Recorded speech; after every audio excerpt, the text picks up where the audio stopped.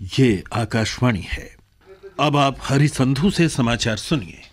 बिहार सरकार ने 2 दिन पहले मधुबनी जिले में हुई हिंसा और पुलिस गोलीबारी की न्यायिक जांच के आदेश दिए हैं। पुलिस और प्रशासन के वरिष्ठ अधिकारियों का तबादला कर दिया है।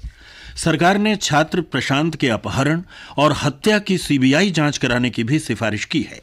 मुख्यमंत्री नीतीश कुमार ने अधिकार सम्मेलन निरस्त कर दिया और प्रधान सचिव तथा गृह सचिव सहित राज्य सरकार के वरिष्ठ अधिकारियों के साथ मधुबनी में सुरक्षा स्थिति की समीक्षा की। 2 दिन पहले मधुबनी में एक छात्र के शव को परिजनों को सौंपने को लेकर हुए हंगामे के कारण कई वाहनों और सरकारी कार्यालयों में आग लगा दी गई थी। स्थिति को नियंत्रित करने के लिए पुलिस को गोली चलानी पड़ी, जिसमें 2 लोगों की मौत हो गई थी। भारतीय चिकित्सा परिषद एमसीआई ने भारतीय चिकित्सा रजिस्टर से 27 चिकित्सा व्यवसायिकों को हटाने का आदेश देते हुए 3 से 5 वर्ष तक के लिए उनकी प्रैक्टिस पर रोक लगा दी। इनमें से 2 डॉक्टरों को इसलिए निकाला गया है कि वे प्रैक्टिस भी कर रहे थे और 2 मेडिकल कॉलेजों के फैकल्टी सदस्य भी थे।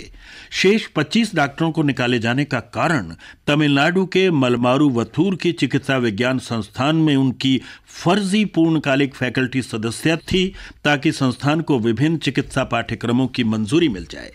केंद्रीय कानून मंत्री सलमान खुर्शीद ने इंडिया अगेंस्ट करप्शन और एक टीवी समाचार चैनल पर उनके जाकिर हुसैन मेमोरियल ट्रस्ट पर लगाए गए आरोपों से इनकार किया है।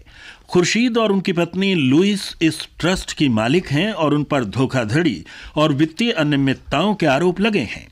खुर्शीद ने नई दिल्ली में संवाददाताओं को बताया कि वे इन आरोपों का समुचित प्रमाण के साथ जवाब देंगे। उधर श्रीनगर में गृह मंत्री सुशील कुमार शिंदे ने संवाददाताओं को बताया कि अरविंद केजरीवाल निराधार आरोप लगा रहे हैं, क्योंकि उन्होंने एक राजनीतिक दल बना लिया है।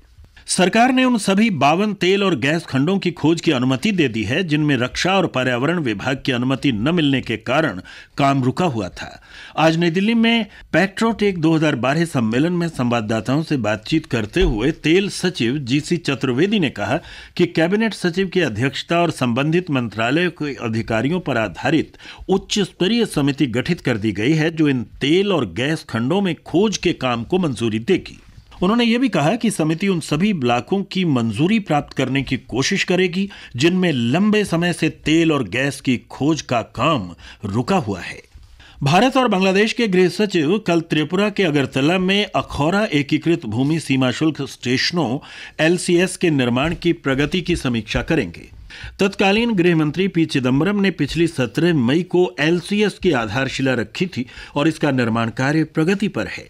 देश की भू सीमाओं पर विभिन्न प्रवेश और निकासी द्वारों पर बुनियादी सुविधाओं की कमी से उबरने के लिए एकीकृत भूमि सीमा शुल्क स्टेशन बनाए जाने हैं।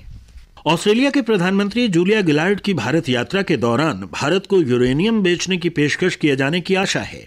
श्री गिलार्ड की 3 दिन की भारत यात्रा कल से शुरू हो रही है। नई दिल्ली में विदेश मंत्रालय ने इस बात की पुष्टि की है कि परमाणु सुरक्षा समझौते के लिए दोनों देशों के बीच समझौते की औपचारिक घोषणा की जा सकती है। इससे ऑस्ट्रेलिया भारत को यूरेनियम का निर्यात कर सकेगा। आर्थिक विकास और निवेश को बढ़ावा देने के लिए सरकार द्वारा किए गए उपायों से प्रेरित होकर विदेशी संस्थागत निवेशकों ने इस महीने अब तक 10,000 करोड़ रुपए से अधिक का निवेश शेयर बाजार में किया है। बाजार नियामक सेबी के आंकड़ों के अनुसार इस महीने की 1 तारीख से 12 तारीख तक विदेशी निवेशकों ने 30,605 करोड़ रुपए से अधिक मूल्य के शेयर खरीदे, जबकि उनकी ओर से 20,000 करोड़ रुपए से अधिक के शेयर बेचे भी गए।